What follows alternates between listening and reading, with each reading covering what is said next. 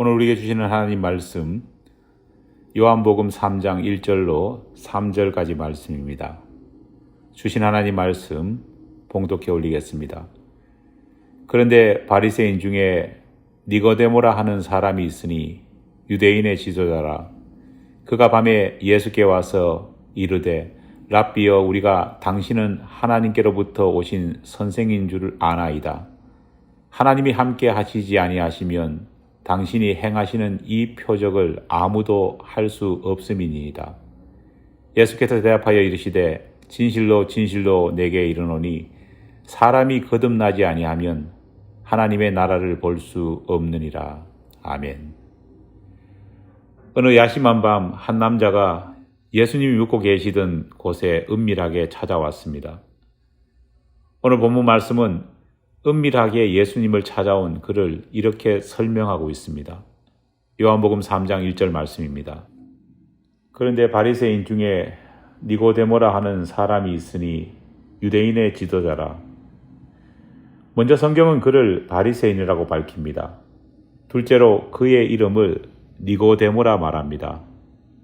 그리고 마지막으로 그의 지위가 유대인의 지도자라고 설명합니다. 바리새인이 무엇인지에 대해서는 따로 굳이 설명드릴 필요가 없을 줄 압니다. 이미 많은 분들이 잘 알고 계시리라 믿기 때문입니다. 예수님 당시 이스라엘의 정치, 종교, 문화를 양분하고 있던 양대 세력들 가운데 제사장 집단인 사두개인들과 더불어 유대인들을 이끌어가고 있던 가장 강력한 세력 가운데 하나가 바로 바리새인이었습니다. 당시 바리새인의 힘과 영향력은 경쟁자 사두개인들을 능가하고 있었습니다. 그 이유는 많은 유대인들이 사두개인들을 자신들을 식민지로 삼고 지배하고 있는 로마 제국과 결탁한 타락한 종교 집단으로 생각하고 있던 데 반해 바리새인들은 로마 압제에서 유대인들의 종교적 순수성과 삶을 보호해 주는 마치 독립운동가 같은 집단으로 생각했기 때문입니다. 그런 바리새인 가운데 한 사람이 예수님을 찾아온 것입니다. 찾아온 남자의 이름이 상당히 의미심장합니다. 그의 이름은 니고데모였습니다. 니고데모란 이름의 뜻은 정복자라는 의미입니다. 로마에 의해 정복당한 이스라엘에서 자신을 대놓고 정복자라고 이름하고 있는 이 남자를 어떻게 봐야 할까요? 분명 당시 이스라엘을 통치하고 있던 로마 총독도 무시하지 못할 만한 권세를 가지고 있었던 사람임에 분명합니다.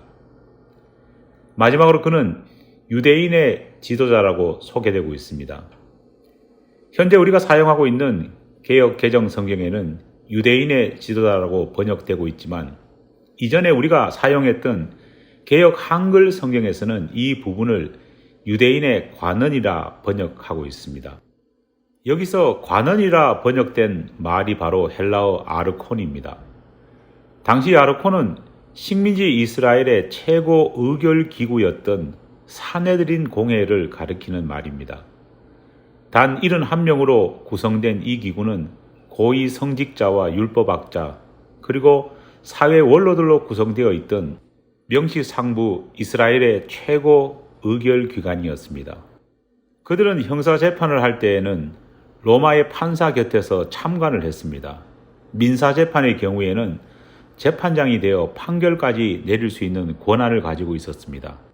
심지어 종교적인 문제 같은 경우엔 사형까지 언도할 수 있는 힘이 있었습니다. 그런 막강한 힘과 권력을 가진 인물이 예수님을 찾아온 것입니다.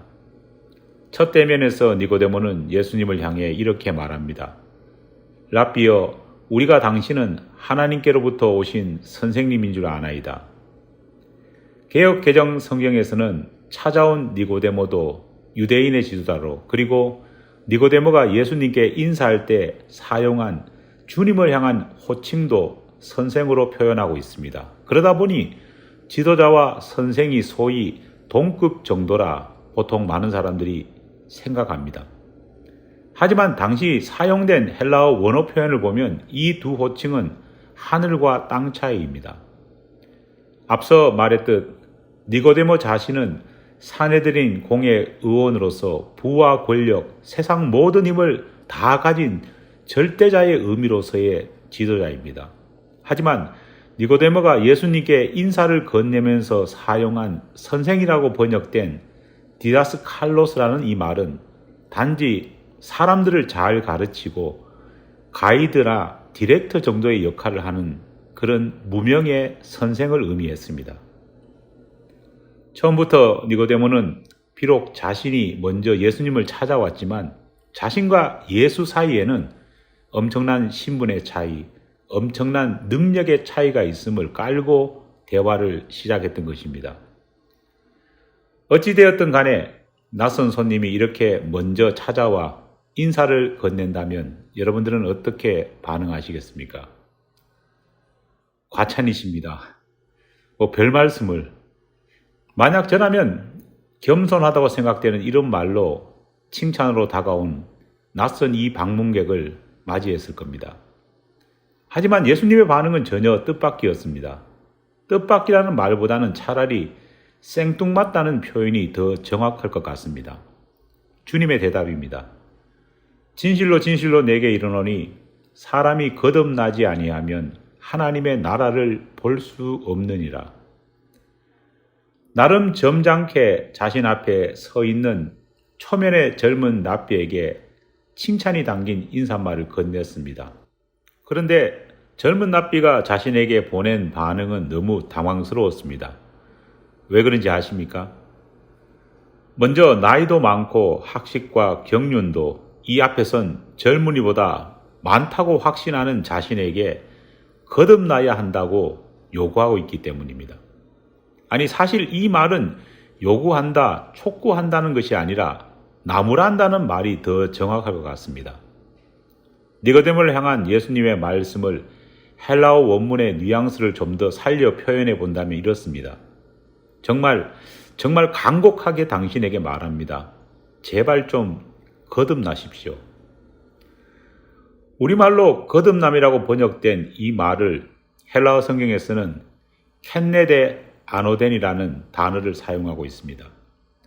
이 단어는 두 말이 하나로 묶어진 말로 먼저 켄네네는 출생이라는 뜻을 그리고 아노덴은 위로부터 다시 말해 영어 표현으로는 from above라는 뜻을 가지고 있습니다.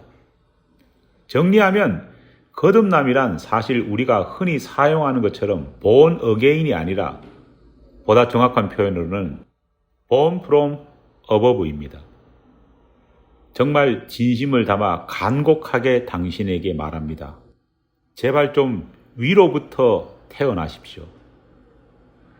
하늘에 계신 하나님께서 그분이 택하신 이스라엘 백성들에게 주신 그 율법을 평생 전하고 가르쳐왔다고 자부했던 니고데모였습니다. 비록 무력으로는 아직 이스라엘을 지배하고 있는 로마에 맞서 정복자가 되지는 못했지만 적어도 신앙적으로 정신적으로만큼은 이미 이스라엘의 정복자라고 자부하고 있던 니고데모였습니다. 그런데 아직 새파랗게 젊은 평범한 랍비 하나가 자신에게 제발 하늘로부터 거듭나세요라고 말하는 것입니다. 얼마나 기분이 나빴을까요? 여기에 더해 니고데모는 예수님이 말한 뒷말에 더 큰 충격을 받았습니다. 그렇게 위로부터 태어나지 않으면 하나님 나라를 볼 수 없습니다. 이 말은 바리새인인 니고데모에겐 참을 수 없을 만한 모욕적인 언사였습니다. 왜냐하면 바리새인의 소위 전공 과목은 다름 아닌 바로 하나님 나라였기 때문입니다. 바리새인들은 사람들에게 율법을 가르치면서 주로 하나님 나라에 대해 설교했습니다. 타락한 사두개인들은 제사는 집례했지만 실제로 하나님 나라에 대해서는 무지하다고 여겨졌습니다. 마치 오늘날 가톨릭 교회 신부들처럼 예전 집례는 잘했지만 성경을 가르치는 설교에 대해서는 젬병이라 여겼습니다. 비록 바리새인인 자신들은 제사 집례는 하지 않았지만 적어도 하나님 나라에 대해 전하는 설교만은 자신 있게 행하는 사람들이라 믿었던 겁니다. 그런데 그렇게 생각하고 자부심을 가지고 있던 바리새인 니고데모에게 예수라는 젊은 납비가 위로부터 나지 않으면 하나님 나라를 볼 수 없다고 말했던 것입니다. 기분이 상해도 이보다 더 상할 수 없습니다. 만약 니고데모가 의자에 앉아 있었다면 끓어오르는 분노를 참으려고 의자 팔걸이를 꽉 움켜쥐고 이를 꽉 깨물었을 겁니다. 니고데모는 예수님에게 다시 태어난다는 뜻이 무엇인지를 되물었습니다. 그는 태어난 듯 시크한 듯 농담 반 진담 반의 심정으로 어떻게 어머니 뱃속에 이 다 큰 사람이 다시 돌아갈 수 있겠습니까? 라고 반문했습니다. 그런데 니고데모의 이런 반응에 예수님께서는 아예 쐐기를 박아버립니다. 물과 성령으로 태어나지 않으면 하나님 나라를 볼 수 없느니라. 그리고 거듭남의 예로 모세가 광야에서 뱀을 들어 올렸듯이 인자도 사람들 머리 위로 들려 올려야 할지니라. 성경에 대해 무지한 우리는 예수님의 이 말씀이 무엇을 뜻하는지 즉시 파악하지 못했을 수도 있습니다. 하지만 니고데모는 성경 전문가였습니다. 성경학자였습니다. 그는 예수님이 무엇을 말씀하려는지를 정확하게 파악했습니다. 주님의 이 말씀이 성경 어느 곳에 어디에 있는 말씀의 염두에 두고 있는지를 그는 알았습니다. 니고데모는 구약성경 민수기 21장 4절 이하에 나오는 출애굽한 이스라엘 백성들이 호르산을 출발한 직후 에돔 땅 근처에서 벌였던 한 사건을 생각했습니다. 이스라엘 백성이 애굽왕 바로의 폭정에 시달리며 하나님을 향해 살려달라, 구원해달라 외쳤습니다. 그런 그들의 간청을 듣고 하나님께서는 그들을 모세를 통해 출애굽시켜 주셨습니다. 하지만 불과 얼마 전까지만 해도 그렇게도 살려달라, 구원해달라고 애걸복걸했던 그들이 정작 구원시켜 약속의 땅 가나안으로 나아갈 수 있게 해주었지만 곧 열심히 기도했던 그들의 열심, 격렬하게 하나님께 매달렸던 그들의 열정은 오히려 열심히 격렬하게 하나님을 향해 불평, 불만을 터뜨려 놓는 것으로 바뀌었습니다. 불평의 강도와 수준이 점점 레드라인에 접근했습니다. 그러다가 결국 레드라인을 넘어버렸습니다. 차라리 애굽 땅이 있었으면 좋았을 것을. 이스라엘 백성들의 이 말에 하나님께서는 진노하셨습니다. 연약한 인간인 거로 힘들다 그렇게 말할 수도 있습니다. 죄로 물든 인간이기에 불신하는 불평을 내뱉을 수도 있습니다. 더워 죽겠네, 배고파 죽겠네, 힘들어 죽겠네라고 말할 수도 있습니다. 하지만 이스라엘 백성들은 하나님을 향해 하나님께서 그들을 위해 베풀어 주신 은혜 자체를 완전히 부정하는 출애굽 자체에 대한 불평과 불만을 터뜨린 것입니다. 진노하신 하나님께서는 불뱀 즉 독사를 보내 이스라엘 민족을 이 지구상에서 지워버리시기로 결심하셨습니다. 수많은 독사들이 사막 여기저기서 튀어나와 앞다투어 이스라엘 사람들을 물기 시작했습니다. 독이 몸에 퍼진 사람들은 여기저기 거품을 물고 쓰러졌습니다. 죽은 사람들이 산더미처럼 쌓였습니다. 다급해진 모세는 하나님을 향해 기도합니다. 하나님, 정말 이 백성을 모두 죽이시렵니까? 하나님, 당신의 이름을 위하여, 아니 저를 봐서라도 제발 좀 살려주십시오. 그때 하나님께서 모세의 간청을 들으시고 내리신 구원의 방법이 바로 놋뱀을 만들어 장대 위에 매달라는 것입니다. 이렇게 장대 위에 걸린 놋뱀을 쳐다보는 사람을 살려주겠다는 것입니다. 뱀에 물려 땅에 쓰러진 바로 그들의 눈 위에 장대와 놋뱀이 있습니다. 믿음으로 장대와 장대 위에 걸린 놋뱀을 바라만 본다 해도 하나님께서는 생명을 구원시켜 주겠다는 말씀입니다. 우리나라 광고 카피 중에 이런 말이 있습니다. 말하지 않아도 알아요. 그냥 바라만 보아도. 짧게 표현한다면 척 보면 안다는 것입니다. 예수님의 놋뱀 이야기를 듣는 니고데모의 모습으로 니고데모가 예수님을 방문한 이 이야기는 말 그대로 갑자기 마무리되어 버립니다. 왜 이렇게 이 사건에 대해 요한은 급하게 마무리한 것일까요? 구구절절 더 설명하지 않아도 니고데모는 주님의 말씀을 이해할 수 있었던 것입니다. 굳이 구구절절 더 설명해 주지 않아도 요한은 요한복음을 읽는 사람들이 주님께서 니고데모에게 하시기를 원하셨던 핵심 메시지가 무엇인지를 안다고 그는 생각했기 때문입니다. 니고데모에게 주신 예수님의 핵심 메시지는 무엇이었을까요? 이 메시지는 오늘 니고데모와 예수님의 이 사건을 읽고 묵상하는 우리를 향해서도 주시는 말씀입니다. 먼저 그 첫 번째 메시지는 우리도 니고데모처럼 속빈 강정 같은 인생일 수 있다는 것입니다. 교회에 나오고 기도하고 성경도 읽지만 정작 우리 내면에는, 우리 중심에는 하나님으로 채워지지 않는 속빈 강정 같은 그런 마음의 상태가 우리 자신이 아닌지 우리는 반성해 보아야 합니다. 외적으로는 그럴듯한데 속은 텅텅 비어 있습니다. 만약 이런 상황이라면 어떤 일이 가장 먼저 일어날까요? 인생에서 환란이라는 바람과 고난이라는 풍파가 몰아치면 속이 비어 있기에, 그래서 신앙이라는 무게가 없기에 쉽게 바람과 풍파에 휩쓸려 날아가 버립니다. 우리 한국 크리스찬들이 이전과 달리 유난히도 환란과 풍파의 약한 모습을 보이는 이유가 바로 여기에 있습니다. 둘째로 주님께서 주시는 메시지는 거듭남이란 다름 아닌 born from above라는 뜻을 가르쳐 주십니다.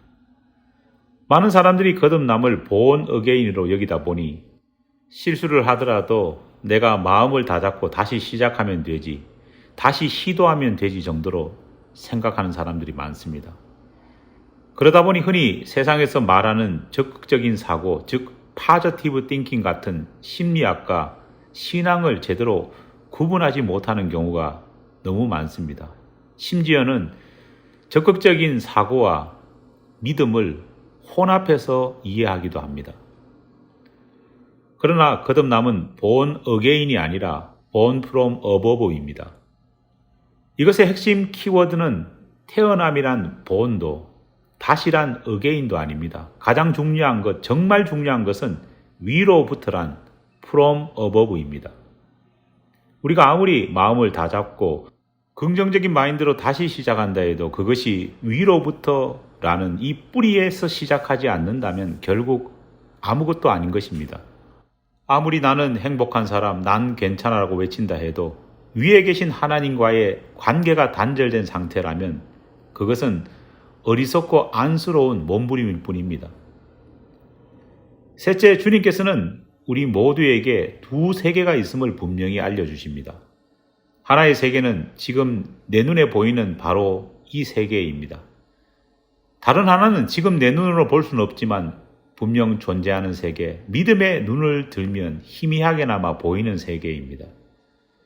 이 세계와 그 세계는 장대에 달린 놋뱀을 쳐다보는 믿음으로, 구세주이신 예수께서 이 땅에 오신 이후에는 십자가에 달리신 예수님께 우리 자신을 의탁하는 믿음으로 볼 수 있습니다.